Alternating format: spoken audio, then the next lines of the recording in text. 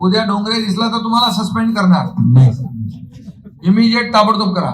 आणि तुम्ही day to day monitoring करा त्या ठिकाणी. आता बघा पाऊस जवळजवळ बंद होत आलाय. आता तुम्हाला ताबडतोब काम करायला तिथं संधी आहे.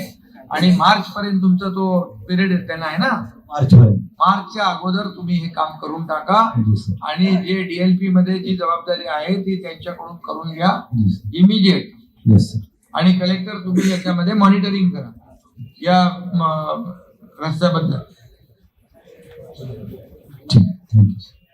आणि दुसरं याच्यामध्ये जे ट्रॅफिकसाठी जे ब्लॅक स्पॉट आहेत, ऍक्सिडेंटचे स्पॉट आहेत आणि जिथे ट्रॅफिक होते, तर ते सगळे तुम्ही तुमच्या ट्रॅफिक पोलीस आपले शिरसाट तुम्ही कलेक्टर साहेबांना सांगा तुम्हाला कुठं कुठं तुम्हाला बॅरिकेडिंग पाहिजे.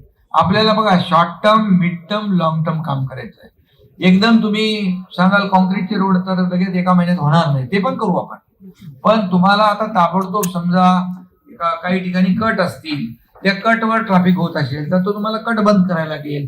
थोडं वाहनं पुढे जाऊन येतील वळवून, असं आपण ठाणे शहरामध्ये काही ठिकाणी केलंय.